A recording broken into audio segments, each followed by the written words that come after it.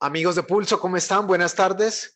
Bienvenidos a este espacio de entrevistas que cada vez gana más fuerza y hoy con un invitado muy especial, el periodista Daniel Coronel, periodista, columnista, investigador, docente, actual presidente de Noticias en Univisión y sin duda alguna uno de los periodistas más reconocidos que tiene el país, entre otras cosas, porque ha destapado muchos de los escándalos que ustedes ven en televisión y que han sido noticia en Colombia. Daniel, bienvenido a Pulso, ¿cómo está?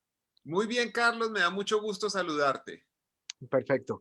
Daniel, una semana movida en noticias aquí en Colombia, nos acaba de llegar la vacuna por fin, y quisiera arrancar por este tema. De antemano, pues presento también, está conmigo Freddy Moreno, es editor también de Pulso. Juanita Agudelo está detrás de la parte técnica, editora de video, y entremos un poquito en materia en eso. Por fin la añorada vacuna. Daniel, ¿cómo viste esa llegada? Usted ha sido fiel seguidor del proceso aquí en Colombia. ¿Cómo lo ves que por fin llegó?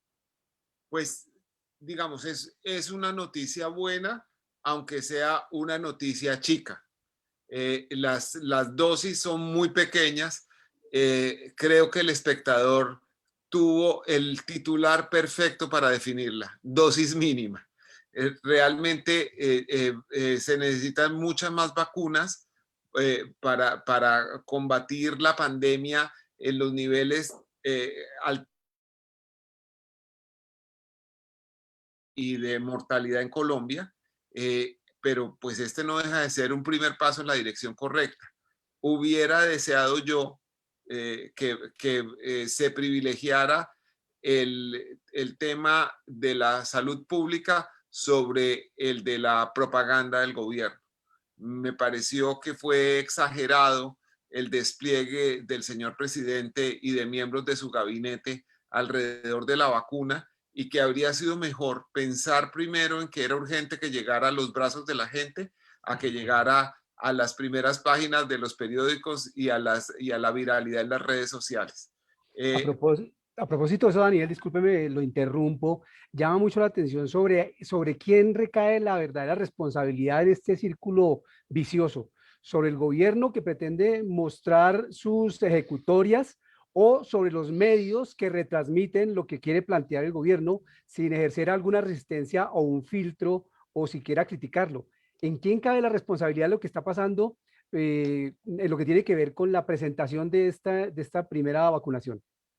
no, yo pienso que la responsabilidad mayor recae en el gobierno, porque el gobierno tiene que orientar sus acciones en función del servicio a la comunidad y no a la autodifusión de supuestas ejecutorias, que además son ejecutorias modestas. También cabe responsabilidad en los medios. Nosotros tenemos que tener una visión crítica frente al poder, y eso lamentablemente no está sucediendo con la frecuencia ni con la fuerza que se necesita. Estamos muy frecuentemente llegando a convertirnos simplemente en correa de transmisión de la propaganda oficial, y a ejercer poco una visión crítica sobre la ejecutoria de quienes tienen poder, de quienes manejan los recursos públicos y de quienes toman decisiones que afectan a los ciudadanos. Y eso es también un reclamo que hay que hacerle a los medios de comunicación. Ujú. Daniel, uno veía, y era como una de las intenciones, y esto no se convirtiera en un tema político, pero desde antes de que llegara el durante que lo estamos viviendo y que llega, uno ya ve confrontaciones políticas y ve de alguna manera también egos moviéndose. Por ejemplo, esta mañana veíamos que la alcaldesa no fue a un evento en el que era aquí en Bogotá, pero también uno cuestiona por qué tanto evento, si realmente estamos hablando de un tema de salud pública. ¿Qué opinar sobre esto? Sí, es que no son photo ops, no debía ser únicamente la posibilidad de que el presidente se tome la foto, el avión detrás, la bandera, el encuadre. Ese no es el asunto. El tema aquí era mostrar que era un primer paso en la dirección correcta, y quizás lo que más convendría es que el presidente dijera: es un pequeño paso, pero ya vamos en la dirección correcta. En lugar de eso, lo presentaron como si fuera la llegada masiva de las vacunas, como si fueran los ríos de leche y miel. Además, mientras pensaban en el encuadre, en la iluminación, en la forma de mostrar la foto y el video, se olvidaron, por ejemplo, de que existía el departamento del Amazonas, que era uno de los más afectados. No lo tuvieron en la lista. O sea, el departamento que tiene frontera con Brasil, que está en peligro porque ya hay personas contagiadas con la cepa brasilera, no fue tenido en cuenta en la lista inicial. Desde luego, fue un error que después enmendaron, pero que muestra el grado de improvisación en el campo de la salud pública versus la sobreproducción en el campo de la propaganda. ¿Usted cree, Daniel, a propósito de lo que está mencionando, ese hecho que usted comenta, más el hecho de que haya sido escogida Montería y Sincelejo como las ciudades donde comenzaría la vacunación, ¿usted cree que en el fondo aquí hay un propósito político con miras a las elecciones de 2022, como lo han señalado varios analistas?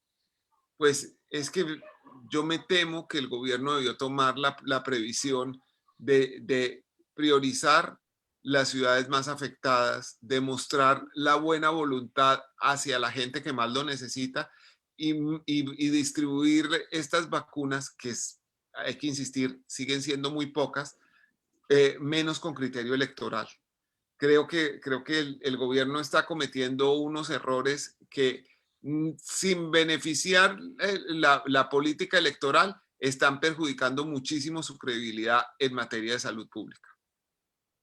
O sea, en vez de sumar, como se dice, se puede estar pensando también en restar en aras de precisamente de esa posibilidad electoral que a todas luces vamos a estar en elecciones y todavía vamos a estar en proceso de vacunación. Así es. Vamos a entrar en un año electoral y no lo que todos los colombianos debemos evitar es que la vida y la muerte se conviertan en mercancía electoral. Nosotros debemos garantizar que las vacunas lleguen en las cantidades que se necesiten lo más rápido posible a las personas que más lo necesitan. Si necesitamos ahora primero favorecer a quienes están en la primera línea, a los trabajadores de la salud, después a las personas mayores para salvar vidas y después ir progresivamente avanzando en la vacunación total hasta alcanzar la inmunidad de rebaño, nosotros tenemos que trabajar con una prioridad en la salud pública. Incluso, desde luego, el gobierno, pero también quienes están ejerciendo la oposición, porque la oposición tiene que ser seria, ejercer una fiscalización ciudadana sobre el buen uso de esos recursos y también reconocer lo que esté bien, porque no podemos convertir esa herramienta y una enfermedad en un caballo de batalla política, porque eso terminará ensuciando a quien lo use. Esas son recomendaciones de política pública para quienes tienen que ejecutarla y también recomendaciones de política pura y dura para la oposición. Pero ¿qué recomendarles a los medios? Y es una pregunta obligada para usted con toda su experiencia. ¿Qué recomendarles a los medios sobre cuál debe ser su actuación en esta coyuntura? Es que en Colombia, en los últimos tiempos, se ha desdibujado un poco el norte del periodismo. El periodismo, por fuerza, tiene que ser contrapoder. ¿Y qué significa ser contrapoder? Significa ejercer escrutinio sobre los poderosos.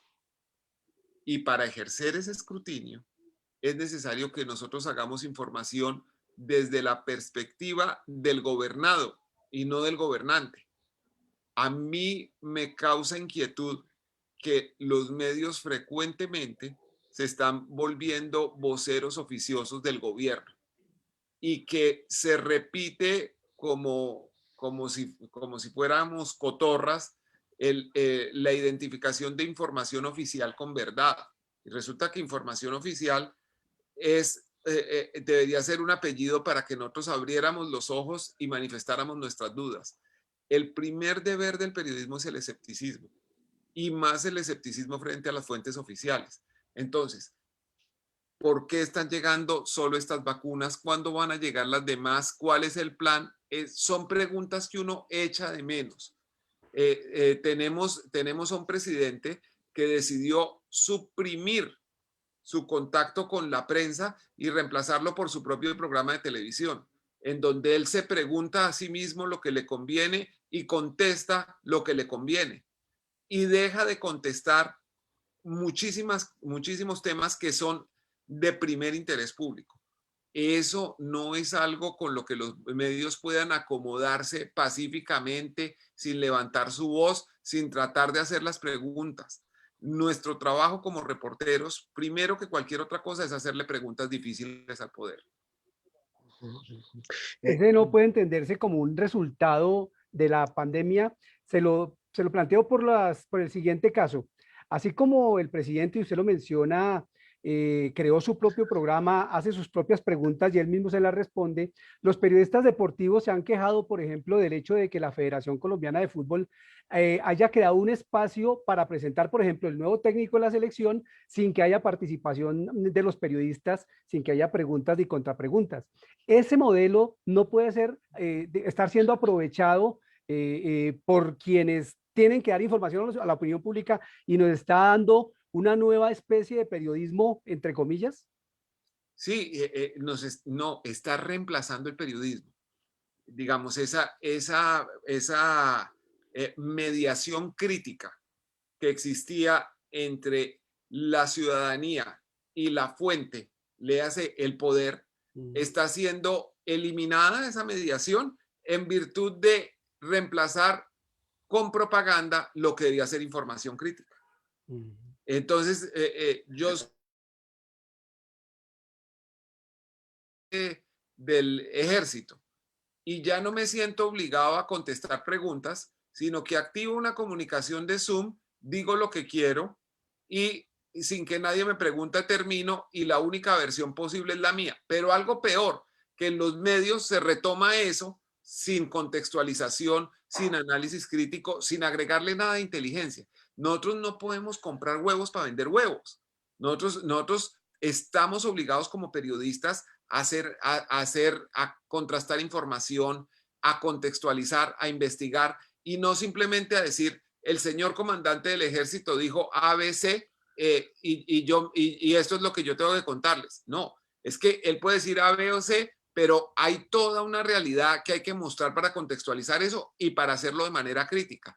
Y si ellos no están aceptando preguntas, nosotros debemos advertir, esto es una comunicación en donde no se admitieron preguntas. Eso no puede ser aceptado sin chistar por parte de los periodistas y de los medios. Daniel, toda precisamente esta etapa de vacunación que inicia con muy poco, como lo destacaba también un medio hoy sobre la situación en Colombia, arranca con muy poco y sin duda alguna tiene un efecto en lo que van a ser las elecciones y entremos un poquito en el tema del panorama político, elecciones de 2022, este tema de la vacunación favorece de cierta forma al partido de gobierno o va a sacar réditos sí o sí, o qué podría venirse en ese aspecto político en aras de 2022. No podemos permitir que la vacunación, la posibilidad de vivir, se convierta en un caballo de batalla política. La ciudadanía en general y los medios y los periodistas en particular deben estar vigilantes sobre la despolitización del acceso a la salud. El hecho de permitirlo es permitir un uso criminal de una herramienta de vida. Y nosotros no podemos permitir ningún tipo de corrupción y esa sería una corrupción de marca mayor. Ya que estamos hablando de política, Daniel, yo recuerdo que a finales del año pasado, en una entrevista que ustedes le hicieron en Los Danieles a Sergio Fajardo, usted dijo que esta vez no votaría en blanco, sino que votaría contra Álvaro Uribe. ¿Nos podría contar, por ejemplo, cuál de los candidatos de izquierda o de centro izquierda son los de su preferencia? ¿Hay alguno que le guste más? No quiero hablar todavía porque me parece que hay que dejar que salgan las opciones, pero sí creo que es importante que el país tenga el mayor número de alternativas posible para que decida bien. No podemos vendernos la idea de que estamos fatalmente destinados a elegir entre dos opciones y que todo lo que no sea la opción A es la opción B y que todo lo que no sea B es la opción A. hay una serie grande de alternativas que el país debe conocer antes de tomar la decisión. Y yo voy a hacer mi parte esperándome a que salgan para tomar la decisión. Y Pero, no estoy seguro, además, de que tenga necesidad de hacerla pública. bueno, La iremos conociendo. pero con esa ecuación que usted nos plantea de A o B, de alguna manera uno puede hacer la analogía de que son los polos, lo que llamamos aquí los extremos. ¿Eso quiere decir que si no votaría por Uribe, tampoco lo haría por Petro? No, sí, ya he dicho que si me tocara escoger entre Tomás Uribe y Gustavo Petro, votaría por Gustavo Petro. Le quiero hablar precisamente, Daniel, de este candidato que a veces sí, a veces no. Hablo del hijo de Álvaro Uribe.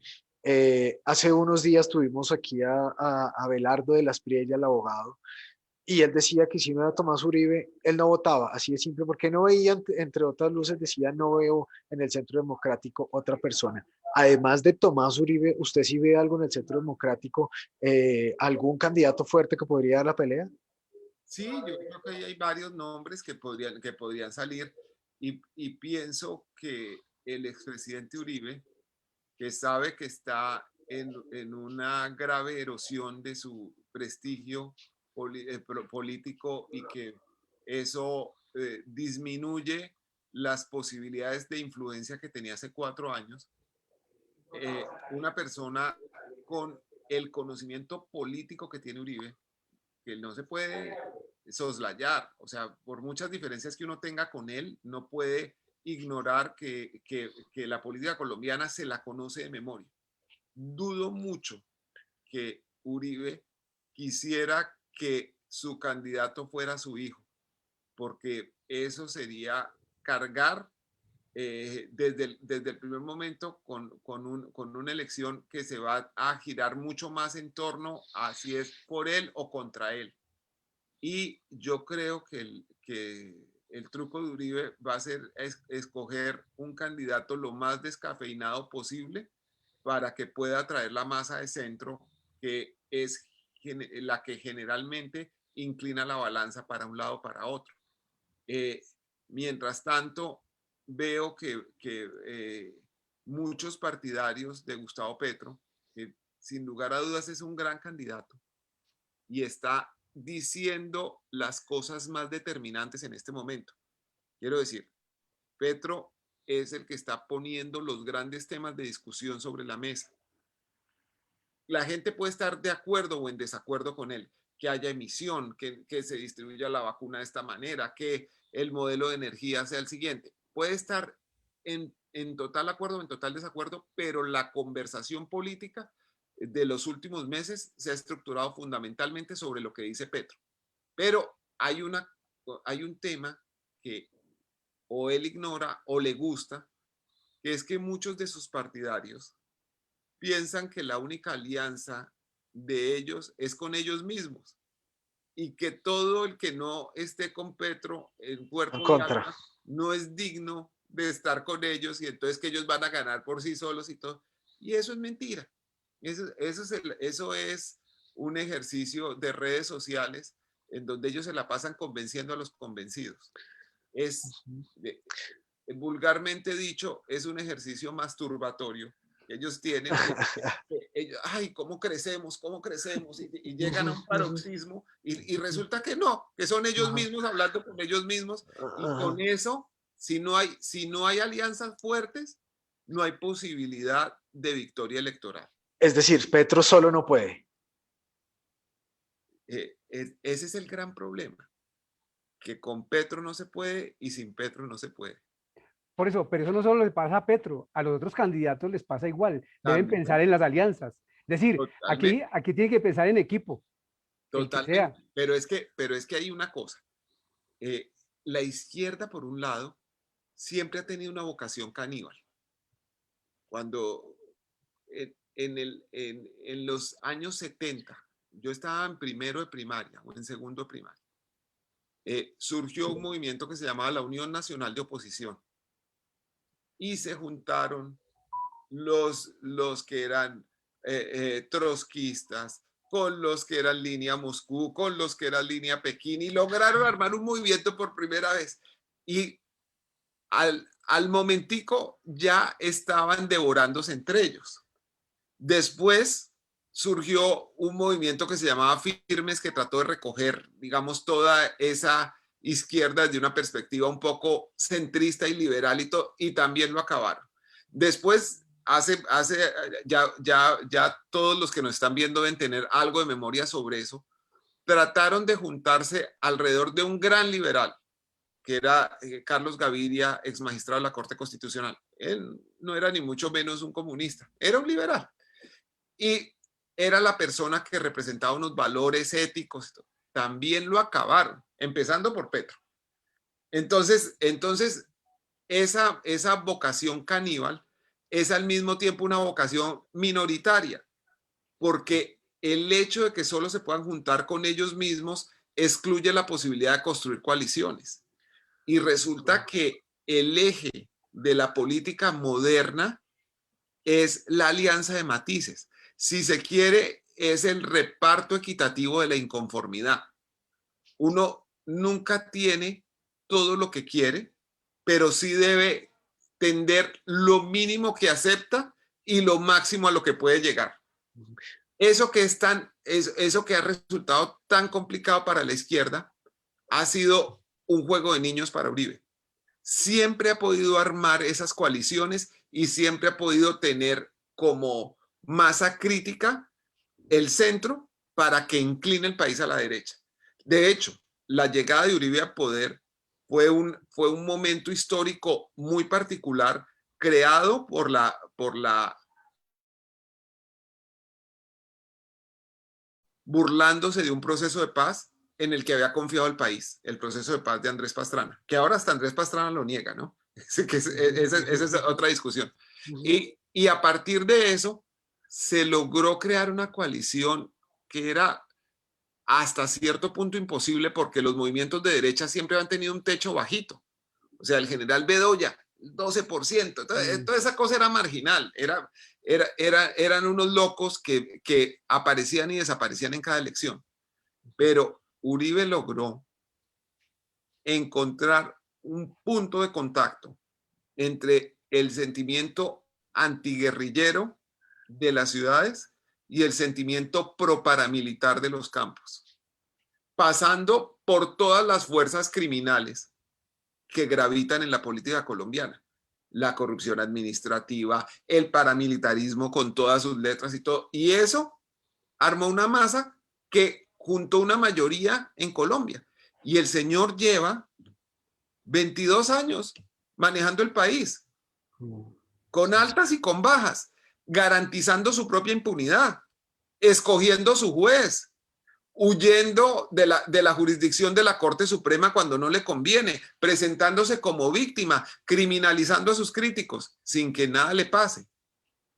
Entonces, fíjense todo lo que se deriva de un momento político interpretado por una mente realmente genial para la política. Al otro lado no tenemos eso.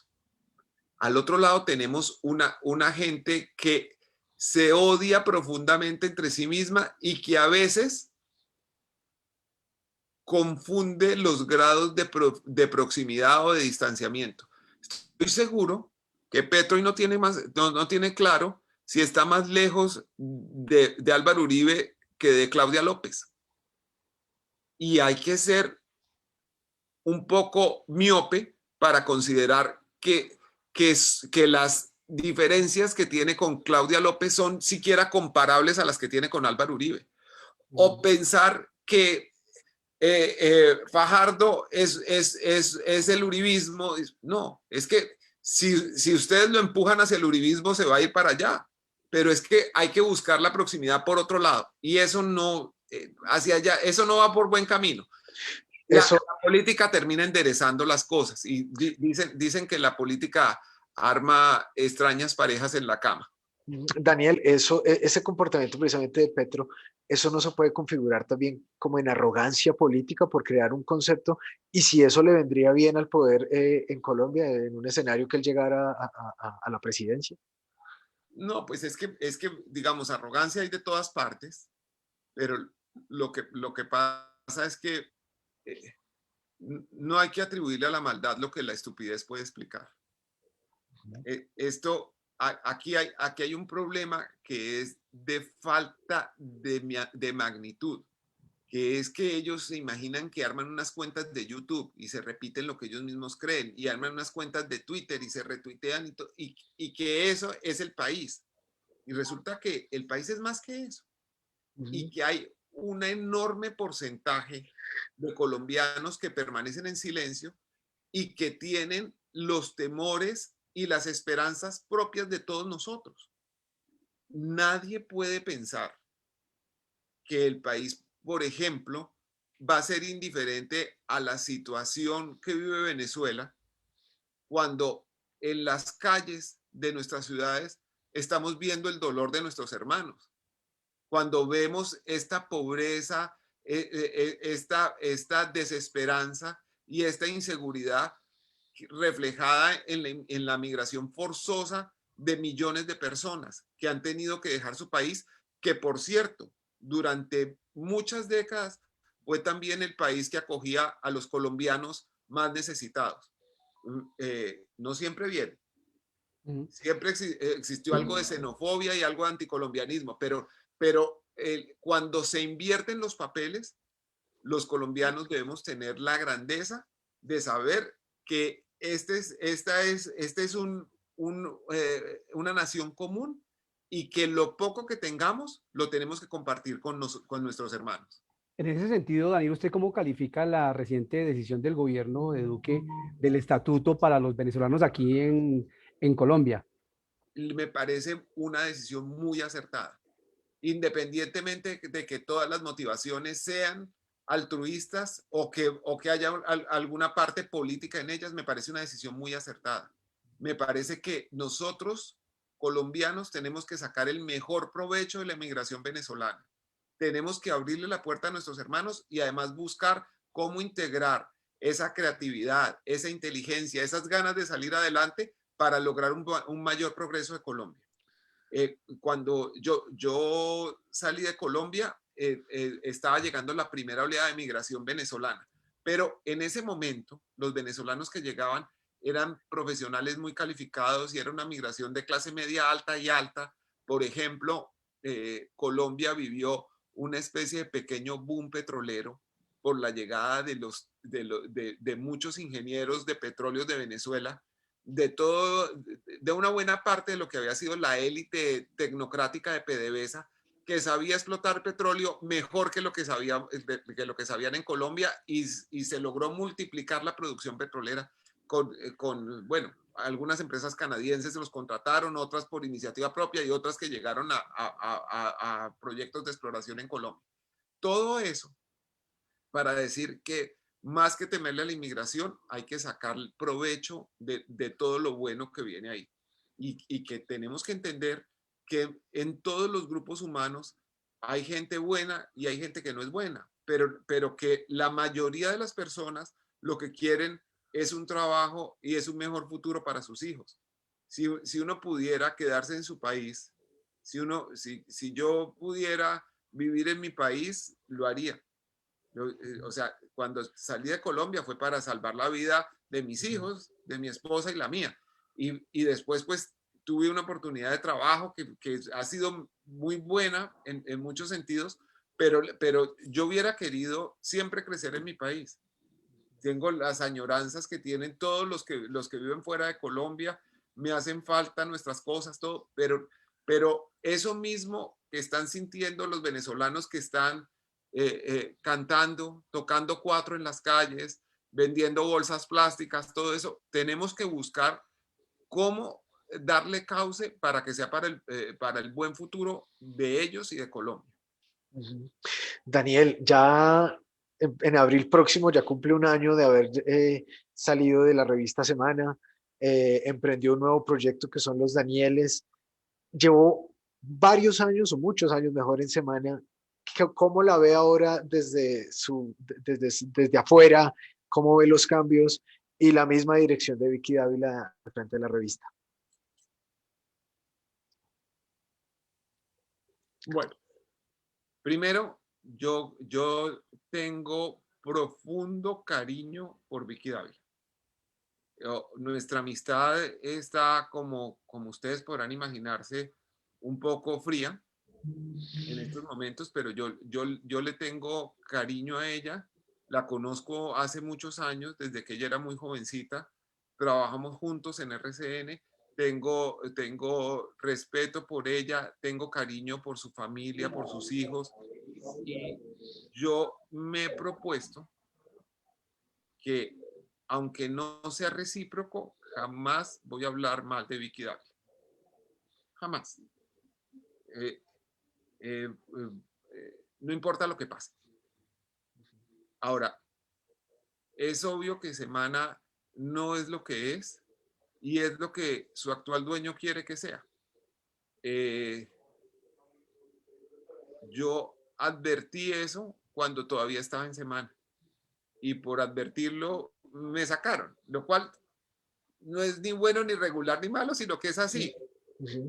Durante años traté de hacer un buen trabajo allá. Creo que algunos resultados quedan, algún sabor queda, pero desde luego no tengo ninguna nostalgia por Semana, ni quiero volver, ni tengo siquiera la necesidad de leerla. Entonces, tengo una idea muy aproximativa de lo que está ahora Semana, porque apenas leo los titulares y con eso tengo. Aunque en circunstancias diferentes, hoy, Daniel, asistimos también a un cambio de dirección en un importante medio del país, en El Tiempo. Sí. Digo, insisto en que son circunstancias diferentes, pero son cambios en las direcciones de medios muy... modificación también en el ejercicio del periodismo o de las empresas periodísticas en el país. Yo miro con esperanza el nombramiento de Andrés Mompotes. Me parece que es un periodista de una carrera impecable, una persona que se ha ganado su lugar trabajando, haciendo el turno de la noche, levantándose temprano, buscando el titular adecuado, reuniéndose con sus reporteros para buscar lo mejor, siendo un editor ejemplar. Y todo eso me parece que le da un lugar y que es bueno que una persona como Andrés llegue digamos, a la posición periodística más prominente de Colombia. Eso me parece que es un buen mensaje para todos nosotros los reporteros. Yo también creo que el cambio se produce en gran medida a partir de esas cosas. No todo el mundo tiene que ser Pombo, no todo el mundo tiene que ser Santos. El hecho de que una persona que ha recorrido todos los peldaños del oficio, haciendo el trabajo bien y de manera ejemplar, llegue a la dirección del Tiempo, es una buena señal para el país. Yo espero que él haga un buen trabajo y lo deseo de todo corazón, porque en la carrera de Andrés ahora hay un punto de referencia para los los jóvenes que hoy empiezan su primer semestre llegando a la ilusión de convertirse en periodistas. Entonces, eso me habla bien. Y lo más importante es que los medios entiendan algo que en Colombia parece ciencia ficción, pero que en el mundo desarrollado es ya una realidad consolidada, y es que debe existir una separación total entre los intereses corporativos y la línea editorial de un medio, que yo no puedo titular como le gusta al dueño del medio, sino como le sirve a la gente. Y eso es algo que suena a ciencia ficción en Colombia de verdad, pero que en el mundo desarrollado es un hecho y es parte de la supervivencia necesaria para los medios. Los medios son serios en la medida en que tengan temarios periodísticos que no estén marcados por la agenda de los dueños ni de los grupos de poder. Es decir, que sean contrapoder. Daniel, ya precisamente en ese ritmo de los medios, ya también los Danieles crece, uno los ve en Twitter, los ve en todo lado, moviéndose, compartiendo en todo lado. ¿Cómo hacen para lograr ese proyecto? ¿Cuánta gente hay detrás? Y para tener tanta chiva cada 8 días y hacerle tanto eco, como cuánta gente hay detrás de los Danieles y cómo va No, el medio. somos muy pocos y lo que pasa es que trabajamos con misticismo, ¿no? Decidimos raparnos y caminar la tierra juntos. Estamos tratando de hacer el trabajo lo mejor que podamos y de ir construyendo esto paso a paso. Por supuesto, tenemos muchos motivos para enorgullecernos. Que Daniel Samper Pisano haya decidido volver del retiro para escribir con nosotros y para que esa pluma maravillosa tenga su expresión cada semana. Antonio Caballero, que después de dejar la revista Semana haya decidido venir a trabajar con nosotros, a escribir su columna semanal, que es tan importante. Esos son alicientes para seguir intentándolo. Pero vamos a ver a dónde nos lleva esto. Nosotros tenemos que buscar un esquema que nos permita sobrevivir y eso todavía no está claro porque estamos pagando las cuentas escasamente, pero aquí nadie está, bueno, solo una persona está cobrando por escribir las columnas y de resto estamos pagándole a la gente que nos ayuda a ponerlas al aire, a hacer el trabajo digital, todo eso, pero no hemos logrado un modelo de negocios que lo haga, digamos, autosostenible. Lo vamos a lograr, lo vamos a lograr. Hay que pensar cómo hacerlo, pero sobre todo vamos a hacerlo siempre respetando algo, que es que la gente no va a tener que pagar por acceder a nuestras columnas. Las columnas son de ellos. Nosotros trabajamos para ellos y ellos tienen derecho a verlas cada vez que quieran y a criticarlas como quieran. Y además hacemos todo el esfuerzo para responderles a las críticas todas las veces que sea necesario, con profundo respeto y con independencia. Y hemos tenido un apoyo grande en cuanto a la VACI, que nos han ayudado para sobrevivir y pagar los gastos, pero lo que es más importante en cuanto a la lectura, el hecho de que la gente quiera leernos y nos lea más que cuando trabajábamos para un medio que era muy importante, nos hace pensar que es posible inventarnos algo nuevo. Antes, cuando el dueño decidía que el columnista ya no iba, pues a él le tocaba irse para su casa con sus nostalgias y de pronto escribir algo para leer en la primera comunión de los sobrinos. Ahora lo que tenemos es un espacio amplio en donde podemos ser columnistas sin medio. Y eso es muy gratificante porque no solo somos columnistas sin medio, sino que además somos columnistas sin miedo. Eso le iba a decir yo, Daniel. Ustedes, el eslogan es no tenemos techo.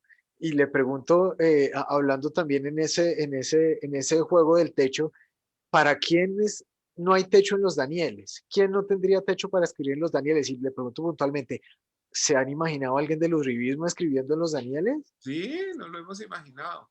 Lo hemos imaginado totalmente y nos parece perfectamente posible y deseable. Lo que pasa es que tenemos que buscar siempre un nivel de exigencia sobre la calidad de las columnas para si queremos consolidar el portal. Y también hoy justamente leía un correo de Daniel Samper Pisano en donde hablaba de una contribución posible de un columnista y me decía él, la razón esencial para no publicarlo es que él sí tiene techo. Entonces, o somos sin techo o somos con techo. Está muy bien, está muy bien. Daniel, electoralmente para Colombia, ya hablamos del uribismo, hablamos de posible candidato también por el lado de Petro, obviamente sería en este caso él. ¿Cómo ve usted los verdes? ¿Cómo ve a Sergio Fajardo, volviendo un poquito a referirnos al tema electoral? Y si lo logra, hace poco anunciaron una coalición, nombres como Angélica Lozano, como Humberto de la Calle están allí, Alejandro Gaviria. Alejandro Gaviria, ¿cómo le suena ese nombre también? Sí, lo tuvimos en los Danieles el domingo hace 8 días. Digamos, me parece que es interesante y que es muy importante que se muestre que el país tiene más de dos opciones y que en esa medida se fortalece la democracia. Desde luego, a las otras dos opciones les conviene decir, no, es que el que no esté conmigo está con él y viceversa. Eso, eso no es verdad. Y pienso que Colombia es un país lleno de matices y de opiniones diversas, que donde hay dos colombianos hay tres opiniones. Entonces es importante que tengan cabida todos esos puntos de vista porque la democracia se enriquece en la contradicción. En general, el consenso entrega frutos muy pobres. En cambio, la contradicción, el hecho de pensar de una manera opuesta a la de otro, lleva a construir siempre cosas nuevas. Hoy hubo una otra noticia importante, Daniel, en Colombia, y es el dato que ofreció la Jurisdicción Especial para la Paz sobre el número que para ellos hay efectivamente de falsos positivos. Antes la Fiscalía redondeaba eso en más o menos 2.500 y la JEP nos dijo hoy que esas cifras, sino que superan los 6.000. ¿Usted cree que ese dato en estos momentos o en cualquier otro en campaña puede afectar al uribismo, la medida en que esos falsos positivos se produjeron en un gobierno netamente uribista? Digamos, dos cosas. Primero, la verdad es la verdad, aunque afecte a quien sea. Que los falsos positivos se hayan presentado se hayan iniciado durante el gobierno Uribe. Empezaron antes. Lo que pasa es que durante el gobierno Uribe crecieron exponencialmente por cuenta de una directiva del ministro de Defensa Camilo Ospina que creó estímulos para ese tipo de conductas o que fue interpretada como una creación de estímulos para ese tipo de conductas. El hecho de que se considere que unas vidas son más valiosas que otras es supremamente peligroso y es absolutamente antidemocrático. Yo creo que es bueno llegar a cifras reales, le convengan o no le convengan a un sector político. Daniel, usted hace rato mencionaba el poder del expresidente Uribe para estar o poner presidente o apoyar o estar el mismo en el poder. ¿Tiene ese mismo poder hoy en día el expresidente Álvaro Uribe? Y lo hablo también vísperas de elecciones de 2022, ¿o ese poder ha ido realmente perdiendo esa solidez? Sí se ha ido erosionando, pero sigue siendo el hombre más poderoso de Colombia, al punto que es un hombre que está por encima de la ley, que pudo lograr un estatus de impunidad a pesar de que existen numerosas pruebas de sus conductas delictivas en un expediente investigado por dos salas diferentes de la Corte Suprema de Justicia. Corte Suprema de Justicia que ahora representa como si fuera un grupo criminal, sin ningún problema, y ante el aplauso o el silencio de muchos colombianos. Eh, con independencia, con grupos de magistrados totalmente diferentes, con dos salas que nunca convivieron, que una empezó a existir después de que se había iniciado la investigación a Uribe, llegaron a la conclusión de que debía responder por esos delitos. Y entonces, ¿qué hizo? Exactamente lo contrario de lo que dijo que iba a hacer, que era someterse como ciudadano a la entidad que correspondiera. Renunció al Senado para escapar de la jurisdicción de la Corte, como había dicho que no lo iba a hacer en la primera ocasión, y también renunció. Y renunció y cuando vio que no había necesidad de hacerlo, le dijo a su subalterno, que era el presidente del Senado, el senador Macías, que retuviera la carta sin considerarla, una cosa totalmente irregular. Y después, con este presidente del Senado de Baratija que hay, el señor Char, se hizo aprobar a toda carrera la renuncia para poder escapar de la jurisdicción de la Corte. Pues eso demuestra que existe un enorme grado de impunidad creado para favorecerse del mismo y que probablemente también quiera usar para favorecer a miembros de su círculo familiar, como su hermano, cuyas sesiones de juicio por la conformación de grupos paramilitares terminaron la semana antepasada y sobre quien pesan grandes evidencias de su posible vinculación con el grupo paramilitar de los 12 apóstoles. Si no hay justicia en Colombia, si hay, aunque sea un ciudadano que esté más allá de la ley, no existe justicia para nadie, porque ese solo ciudadano tiene la posibilidad de someter a todos los demás. Desde su perspectiva, Daniel, esa condición del expresidente Uribe que usted califica como de impunidad, ¿cree que podrá ser vencida en algún momento o cree que seguirá así por siempre? No, yo creo que va a ser vencida en algún momento. Si no es aquí, será allá. Yo le iba a hacer una pregunta muy parecida, Daniel. Nadie, como dice la canción, nadie es eterno en el mundo.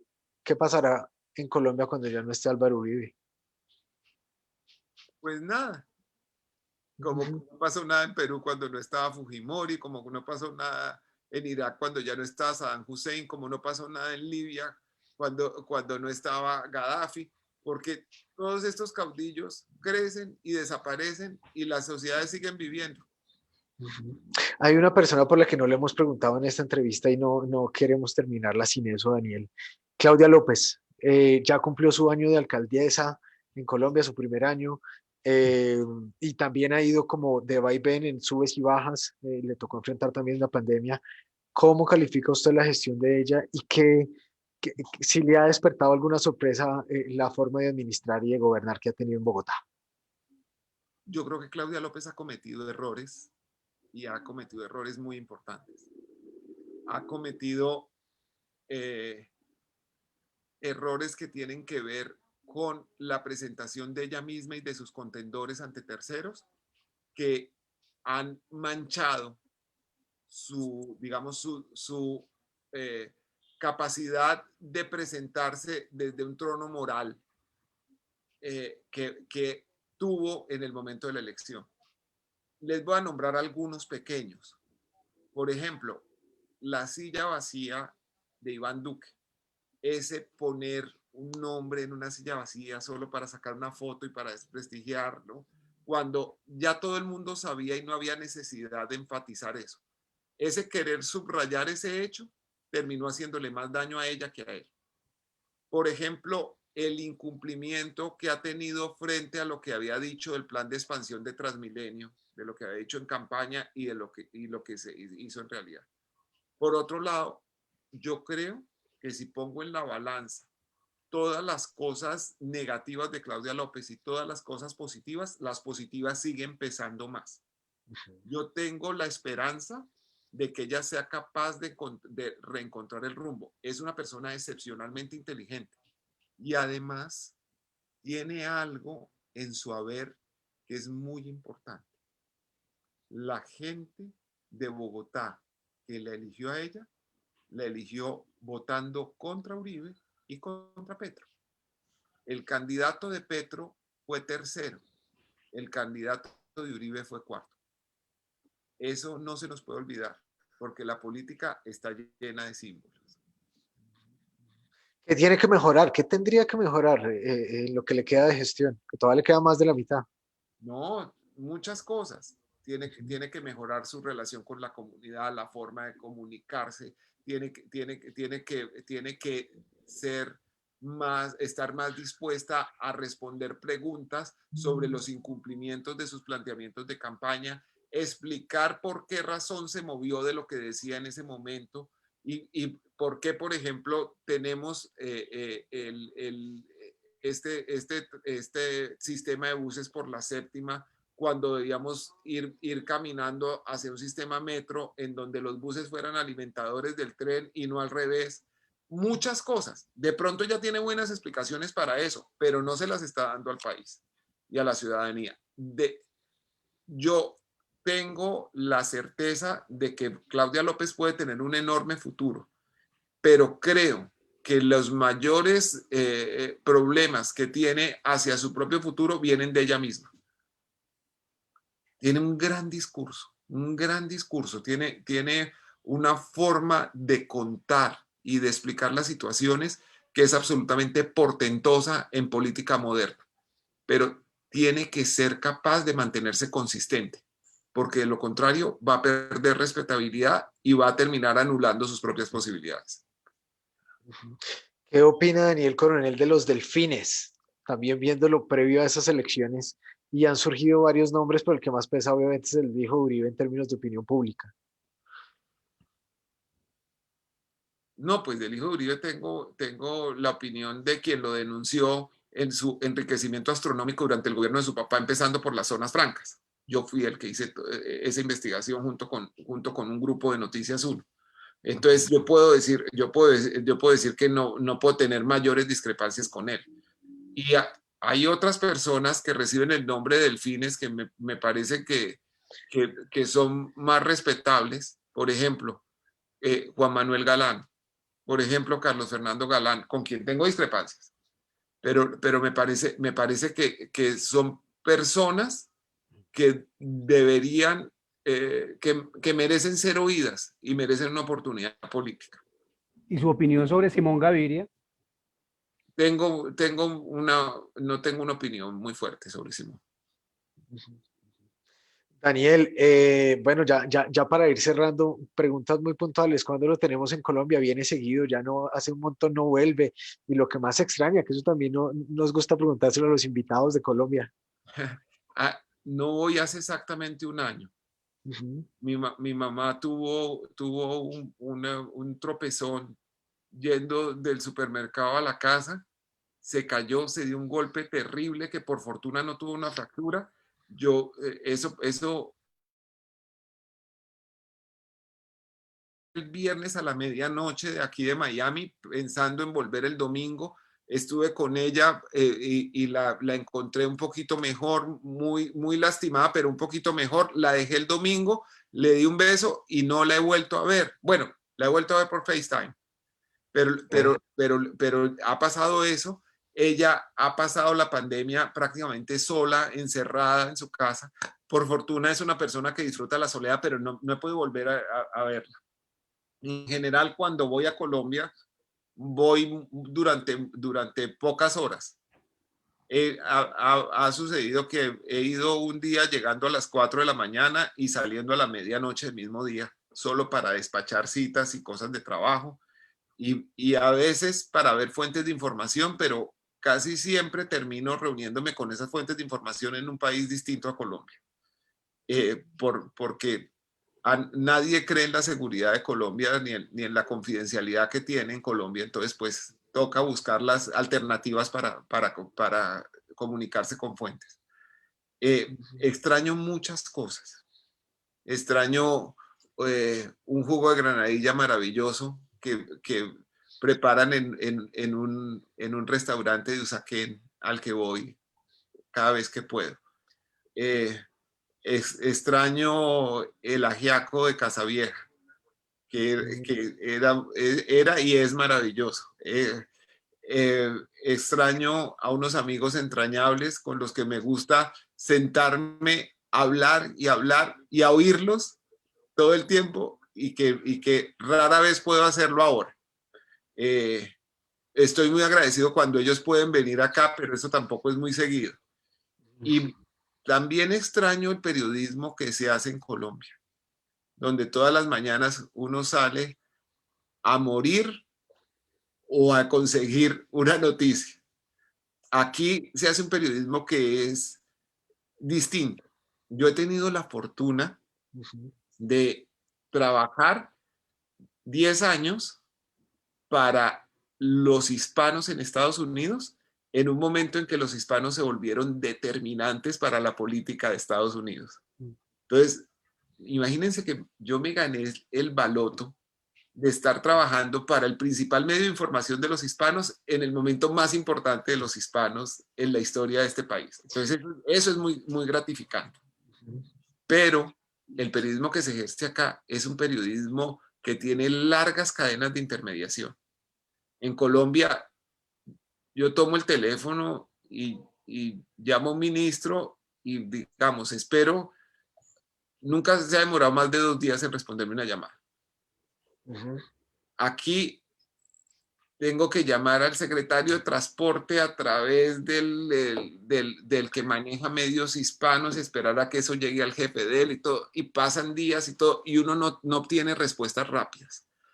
Hay otras cosas de ventajas de acceso que se tienen en Estados Unidos y de mayores garantías para el periodismo de investigación.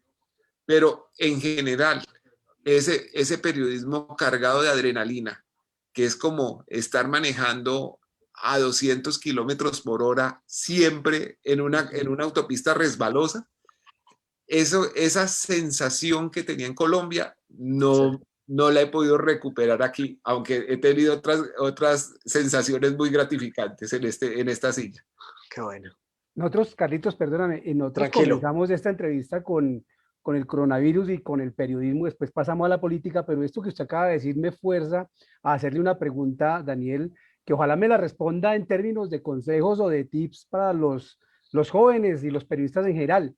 La misma pandemia produjo o acentuó un tipo de periodismo que siempre fue mal visto, que fue el periodismo de escritorio. Toda la gente que ahora encerrada y trabaja desde su casa. ¿Cómo seguir haciendo periodismo de calidad a través de tantas intermediaciones ahora tecnológicas e incluso el mismo periodismo de investigación? ¿Cómo hacerlo bien con tantas dificultades como hay ahora? A usted un ministro le responde seguramente en 2 días porque usted es un periodista prestigioso, pero los periodistas normales padecen un poco más. ¿Qué recomendaciones les da? No, yo tenía un profesor que decía que uno conoce al buen reportero si tiene las suelas de los zapatos gastadas. Si ha caminado calle para buscar la historia. Yo creo que eso sigue estando vigente. Pienso que los mejores periodistas son los que han puesto el pecho a la enfermedad. Personas que han estado cubriendo, por ejemplo, la pandemia en Nueva York, cuando en un hospital que se llama el Elmhurst, estuvieron muriendo hasta 200 personas diarias. Eso está en el corazón del Queens hispano de Nueva York. Los cadáveres eran tantos que no cabían en las morgues. Y entonces los camiones de refrigeración en los que se transportan alimentos y otros elementos que se pueden descomponer terminaron parqueados frente a las funerarias llenos de cadáveres. Y teníamos gente que lo único que hacía era ponerle una etiqueta al cadáver en el pie para que su familia pudiera tener un desprendible, como si fuera un paquete que uno deja en la entrada de una portería, y saber que el 346-1 es mi muerto. Y luego poder llevar esa historia a la gente y poder contar. Imagínense, uno puede verlo con distancia, pero imagínense que ese fuera el ser querido de uno, que ese fuera su padre, y poder vivirlo así. La gente que fue sepultada temporalmente, los enfermeros, las enfermeras, los médicos que se jugaron la vida, que se la siguen jugando para atender gente acá. Muchos de ellos eran hispanos, muchos, porque además una cosa que nos enseñó la pandemia es que los trabajadores esenciales, es decir, con los cuales esto no sería posible, son al mismo tiempo los peor pagados y los más expuestos. Entonces, todo eso me enseñó que el periodismo es un oficio esencial y que los reporteros tenemos que estar allá poniéndole el pecho a esto, y que algunos pocos tienen el privilegio de ser editores como Freddy, recibir material, dar orientaciones, todo, pero no tienen el gusto y el honor de salir a jugarse la vida cada día. Y jugarse la vida es eso, es ir a cubrir el coronavirus. A mí algún día me es una guerra. O un sicario me pega un balazo, pero nadie me va a quitar la posibilidad de ir a buscar la historia que necesita saber alguien. Y eso creo que es la satisfacción más grande para un reportero. poder ir a buscar la historia que le sirve a la gente. Bueno, Daniel, muchísimas gracias. Una moraleja, una anécdota y sobre todo un consejo de vida también para quienes estamos en esta profesión, en esta labor y para los que vienen detrás, más faltaba. Daniel, ¿qué vamos a tener? Un adelantico del domingo Los Danieles, una pistica. Estoy entre dos temas. Un acta de un allanamiento que muestra que las cosas no son como quieren presentárnoslas, o el alegato absurdo de un abogado tratando de presentar una cosa sobre un cliente que desdibuja una realidad jurídica que se puede mostrar en el contraste con otra evidencia. Estoy entre esas dos y solo la voy a poder escribir el sábado a partir de las 4 de la mañana, porque aquí tengo trabajo por montón. Entonces no voy a tener un tiempo para meterme a mirar eso. Aquí hay parte de lo que tengo que leer, aquí hay otra parte. Todo esto es columna y tengo que buscar la manera de poder mirar evidencias, mirar videos, oír grabaciones y todo para armar una columna. Pero habitualmente yo trabajo con 5 semanas de anticipación una columna. Estas 2 posibles columnas son surgidas del lunes a hoy. O sea, obligaron a desplazar la que tenía pensada para estas fechas. Y yo creo que una de las 2 va a ser, y va a ser interesante. Si pudiera escribir 2, me las escribía las 2, pero eso no lo puedo hacer porque no está permitido. Buenísimo, buenísimo. Daniel, de nuevo muchas gracias por la invitación, por acompañarnos aquí en Pulso. A Freddy también agradecerte mucho. Y Daniel, muchas gracias. Lo esperamos en otro momento. Lo que se viene es carne en materia electoral, entonces seguramente lo vamos a estar consultando e invitándolo a un espacio similar. ¿Vale? Ok, señores. Estaré bueno, pues, muy complacido. Mil gracias, Carlos. Mil gracias. Bueno, pues gracias, a ustedes, nuestros lectores de Pulso, muchas gracias por estar ahí conectados y nos vemos en otra ocasión en estas entrevistas. Buena tarde.